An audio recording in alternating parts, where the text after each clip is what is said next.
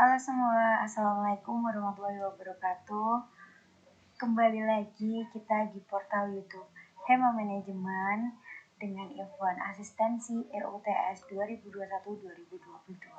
Kali ini kita akan belajar bersama atau kita akan membahas mata kuliah Statistik 2 bersama saya sendiri, Nita Marika Pertiwi.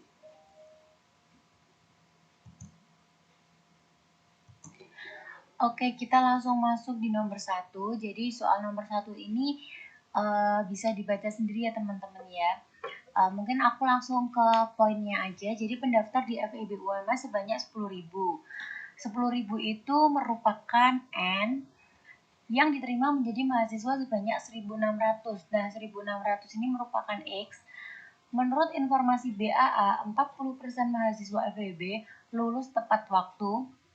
Hasil seleksi ujian mahasiswa baru mendekati distribusi normal dan menunjukkan rata-rata nilai seleksi 65. Berarti 65 itu adalah rata-rata atau min dengan standar deviasi sebesar 6.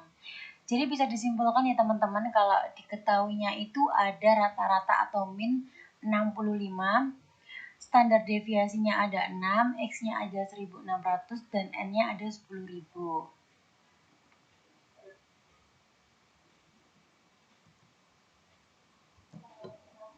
Untuk pertanyaan A nomor 1, berapa persen calon mahasiswa FEB yang dapat lulus dari FEB tepat waktu? Nah, rumusnya itu adalah X per N dikali 100%. Tinggal kita masukkan, tadi kan diketahuinya udah jelas ya teman-teman di awal tadi. Jadi tinggal kita masukkan X-nya 1.600 per N, N-nya 10.000 dikali 100%, yaitu hasilnya 16%. Jadi untuk presentase calon mahasiswa FEB yang dapat lulus dari FEB tepat waktu itu sebesar 16%.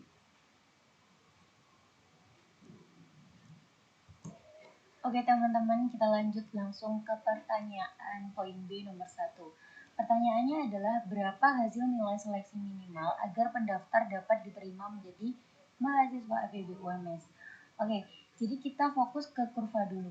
Di kurva ini nilai tengahnya akan 65. Nah, 65 ini adalah rata-rata atau min.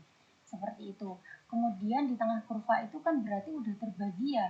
Kurva sisi kanan dan kurva sisi kiri itu masing-masing memiliki bobot 50% seperti itu.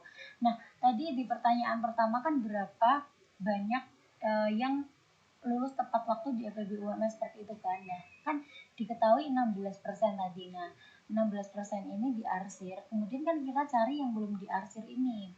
Nah, caranya adalah 50% dikurangi 16%. Sama dengan kan 34%. Kemudian luas kurva normal yang mendekati 30% ini adalah 33,89%.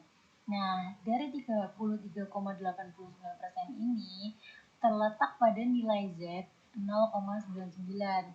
Kalau kita udah mengetahui nilai Z-nya 0,99, kita langsung saja masuk ke rumusnya.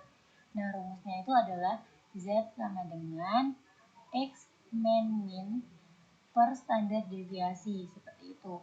Z kan udah diketahui ya, Z-nya 0,99 tinggal dimasukkan. Kemudian sama dengan X min 65 ya, minnya kan udah 65 diketahui, tinggal dimasukkan dan standar deviasinya juga dimasukkan, kan 6 ya. Berarti kan 0,99 sama dengan X min 65 per 6. Nah, kemudian tinggal diturunkan, X-nya ketemu 70,94. Jadi hasil nilai minimal agar pendaftar dapat diterima menjadi mahasiswa FEB UMS adalah 70,94. Oke guys, kita lanjut lagi ke poin C nomor 1. Pertanyaannya adalah 5% terbaik hasil seleksi penerimaan mahasiswa baru akan mendapati beasiswa. Berapa nilainya? Nah, ini kita gunakan cara seperti poin B tadi. Jadi kan ini 5% terbaik ya. Jadi kan kita ada nih 50% dikurangi 5%, berarti kan 45% ya. Nah, kurva normal yang mendekati 45% adalah 44,95%. Nah, dari 44,95% ini terletak pada nilai Y 1,64. Ketika kita udah mengetahui nilai Z-nya adalah 1,64, langsung saja kita memasukkan rumusnya. Jadi rumusnya adalah Z sama dengan X min per standar deviasi. Nah, kita masukkan aja kan Z-nya 1,64, kemudian sama dengan X min 65 per 6. Nah, tinggal diturunkan X-nya sama dengan 74,84. Jadi nilai 5% mahasiswa terbaik akan mendapatkan beasiswa itu dengan nilai 74,84. Oke, kita lanjut ke poin D nomor 1. Jadi pertanyaannya adalah hasil seleksi 40% terendah akan dimasukkan ke fakultas lain. Berapa nilainya? Nah, kita gunakan cara seperti tadi. Jadi 50% min 40% kan sama dengan 10%. Jadi untuk luas kurva normal yang mendekati 10% adalah 9,87%. Nah, itu nilai Z-nya terletak pada 0,25. Karena kita udah mengetahui nilai Z-nya, kita langsung masukkan ke dalam rumus. Y sama dengan X min per standar deviasi. Kita masukkan menjadi 0,25 sama dengan X min 65 per 6. Jadi kita turunkan hasilnya X adalah 66,5. Jadi 40% mahasiswa yang akan dipindahkan memiliki nilai terendah itu nilainya 66,5. Kemudian kita masuk ke poin E nomor 1, berapa persen jumlah calon mahasiswa yang mendapat nilai 60 sampai 68. Nah, berarti kan tadi kan udah diketahui ya, minnya adalah 65, nilai tengahnya itu 65. Kemudian yang ditanyakan adalah berapa persen jumlah calon mahasiswa yang mendapat nilai 60 sampai 68. Berarti ini kita masukkan saja langsung rumusnya. Jadi kita cari dulu Z1. Z1 itu berarti kita masukkan rumusnya dulu, X min per standar deviasi sama dengan 60 min 65 per 6 sama dengan 0,83. 0,83 itu kita namai luas A. Jadi 0,83 itu terletak pada angka 0,2967. Kemudian untuk Z2 itu kita masukkan rumusnya dulu ya. X min per standar deviasi sama dengan 68 min 65 per 6 sama dengan 0,5. Ini kita namakan luas B. Jadi luas B ini terletak pada 0,1915. Setelah itu, setelah kita mengetahui luas A dan luas B, kita jumlahkan luas A plus luas B sama dengan 0,4882. Jadi kita ke persen kan ya, kita konversi ke persen. Jadi ada 48,82% calon mahasiswa yang mendapat nilai 60 sampai 68. Kemudian yang poin F, berapa persen jumlah calon mahasiswa yang mendapat nilai 68 sampai 70. Itu sama ya caranya, jadi kita cari Z1 dan Z2. Untuk Y1 kita masukkan dulu rumusnya X min per standar deviasi, kemudian menjadi 70 min 65 per 6 sama dengan 0,83. Jadi 0,83 ini kita namai luas A yang terletak pada 0,2967. Kemudian Z2-nya kita masukkan rumus lagi, X min per standar deviasi menjadi 68 min 65 per 6 sama dengan 0,5. Nah, 0,5 ini kita namakan luas B yang terletak pada 0,1915. Kemudian kita jumlahkan untuk luas A dan luas B, jumlahnya adalah 0,4882. Jadi kita konversi lagi ke persen. Jadi ada 48,82% mahasiswa yang mendapat nilai rentang 68 sampai 70.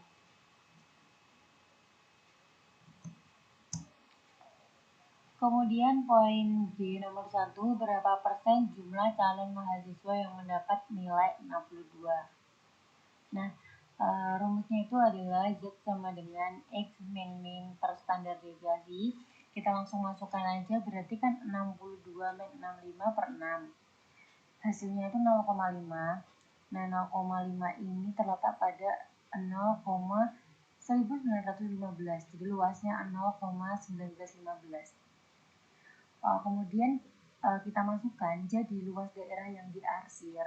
Di sini kan ada yang diarsir. Karena kan yang ditanyakan berapa persen jumlah calon mahasiswa yang mendapat nilai 62 kan. Berarti kan kita arsir dulu yang mendapatkan 62 ini. Nah, ini kita hitung. Kan tadi saya udah bilang di awal bahwa yang setengah ini 50%, yang setengah 50%. Jadi kan 0,50 dikurangi 0,1915. Nah, hasilnya itu ada 0,3085. Kita konversi ke persen menjadi 30,85%. Seperti itu. Kemudian yang poin H, pertanyaannya adalah berapa persen jumlah calon mahasiswa yang mendapat nilai paling banyak 60. Nah, ini kan yang ditanyakan paling banyak 60 ya. Berarti sama ya, untuk caranya kita masukkan rumusnya aja sama dengan X min per standar deviasi. Kita masukkan kan berarti 60 min 65 per 6. Nah, itu hasilnya 0,83. Jadi luasnya itu 0,2967. Jadi luas daerah yang diarsir ini seperti yang saya jelaskan di poin B tadi, berarti kan 0,50 min 0,2967 sama dengan 0,2033. Kemudian kita convert ke persen menjadi 20,33%, seperti itu.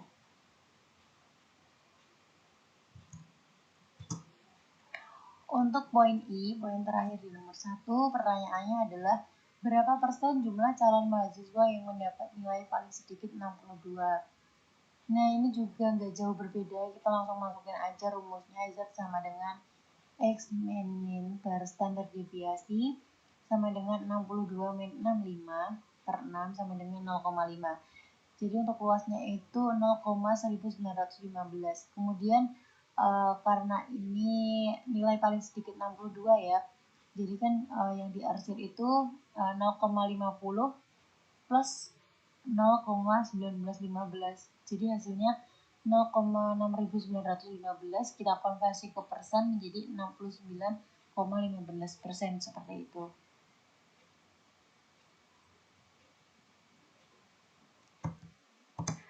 Oke, kemudian kita lanjut ke pertanyaan nomor 2.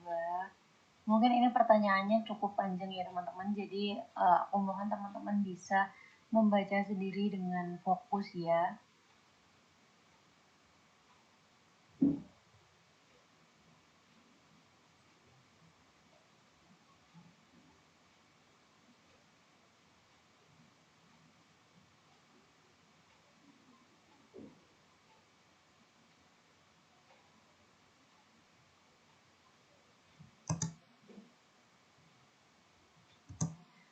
Oke, kita langsung aja ya masuk ke pertanyaan pertama nomor 2. Jadi kan dari paparan soal tersebut kita bisa mengambil poinnya. Diketahui proporsi mahasiswa FIB itu kita ibaratkan B1, proporsi mahasiswa FT itu P2.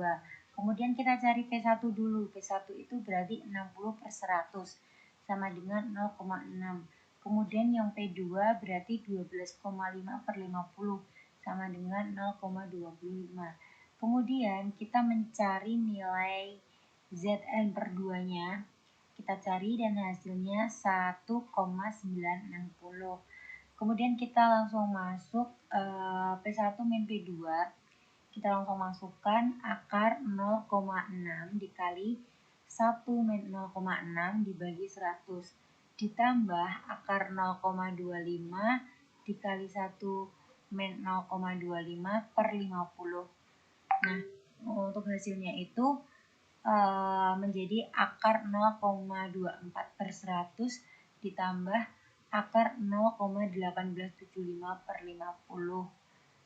Jadi hasilnya itu menjadi akar 0,00615 atau 0,0784, seperti itu itu. Kemudian kita masukkan berarti P 0,6, P dikali 0,6 min 0,5. Kemudian dimin lagi dengan 1,960 min 0,0784. Seperti itu, seperti yang kita lihat ini ya teman-teman. Jadi teman-teman tinggal memasukkan saja seperti itu. Kemudian kita ambil kesimpulannya. Jadi dengan tingkat kepercayaan 95% berdasarkan data sampel menunjukkan bahwa interval estimasi dan mahasiswa FEB dan mahasiswa FE adalah 19,7% sampai 50,3%. Seperti itu. Oke teman-teman, kita lanjut ke pertanyaan nomor 2 poin B. Jadi yang pertama kita tulis diketahuinya dulu. Diketahuinya N sama dengan 1600, X barnya ada 1 juta, SC ada 200.000, ZN per 2-nya ada 1,960. Kemudian kita cari menggunakan rumus OP sama dengan S per akar N sama dengan, kita masukkan ya, sama dengan 200.000 dibagi akar 1600, kemudian ada hasilnya 1581,15. Kemudian silakan teman-teman memasukkan seperti yang ada di gambar ini. Silakan kalian masukkan dan jangan lupa kalian kasih keterangan atau kesimpulannya seperti di halaman ini ya. Jadi interval estimasi mahasiswa baru FEB UNS kisaran 996.900,946 rupiah sampai 1.003.009,54 rupiah, seperti itu. Jadi jangan lupa untuk teman-teman juga ngasih kesimpulan seperti itu.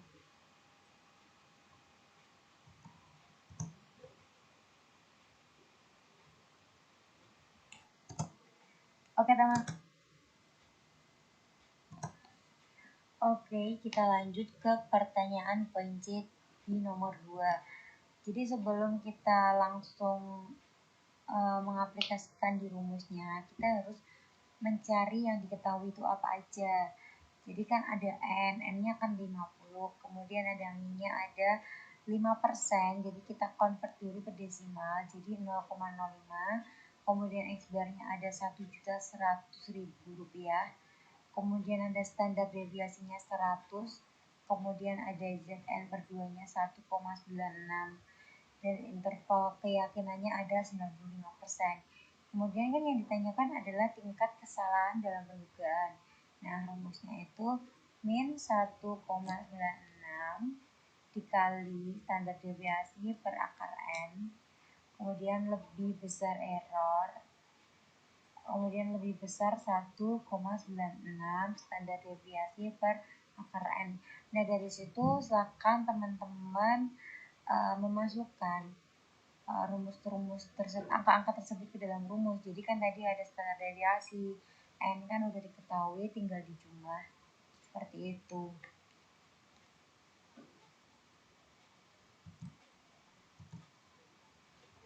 Oke, kita lanjut ke nomor 3. Nomor 3 kita baca dulu soalnya. Silakan teman-teman baca dulu soalnya.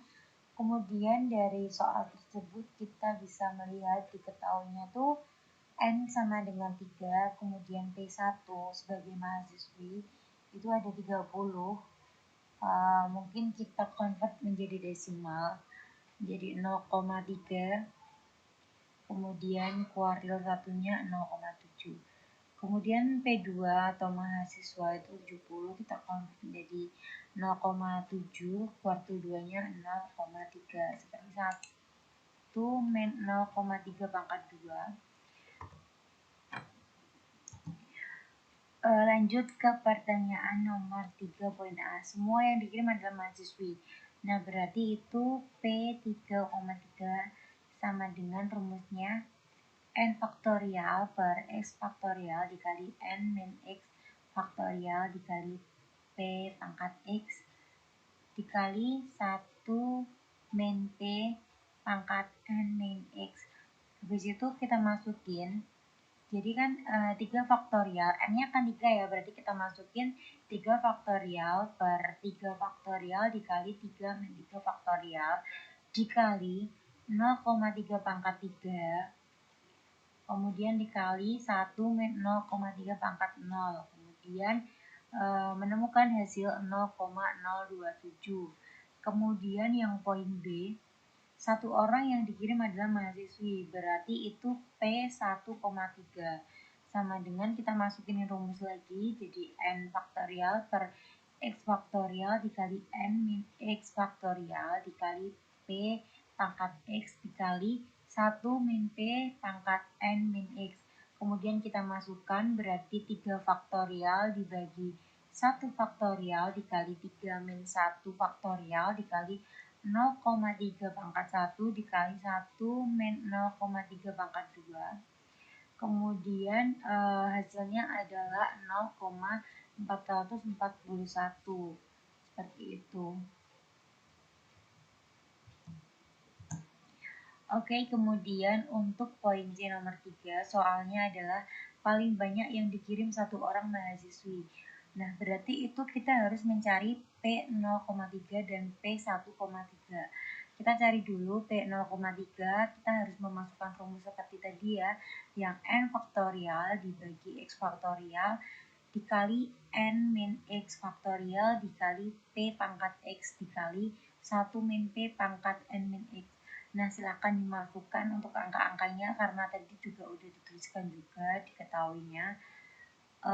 Hasilnya adalah 0,343. Kemudian kita cari juga P1,3-nya, kita masukin rumus juga yang sama. Kemudian hasilnya 0,441.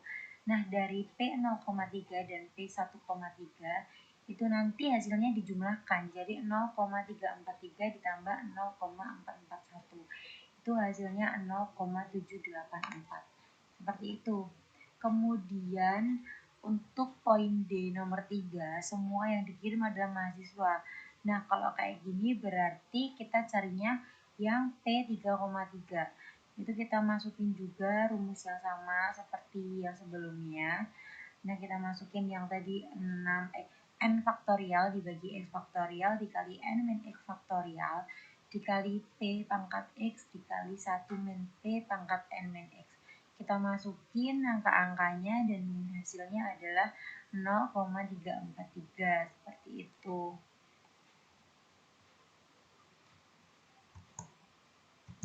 Kemudian kita masuk ke soal E nomor 3. Satu orang yang dikirim adalah mahasiswa. Nah, ini berarti kita cari P1,3.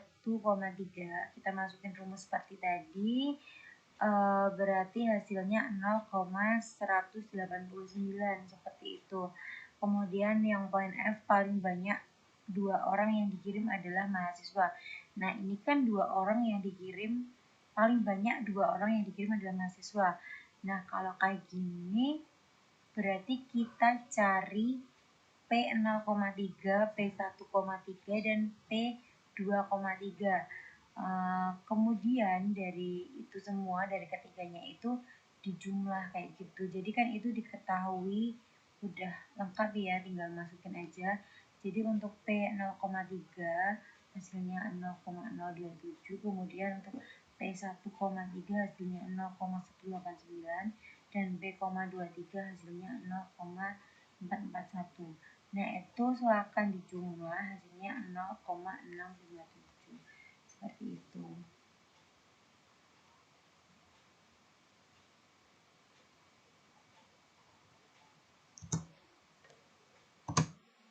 Baik, terima kasih untuk semua teman-teman, Kang Mas Bayu, Dimas Diajeng yang sudah bergabung dan menonton video asistensi mata kuliah statistik 2 ini.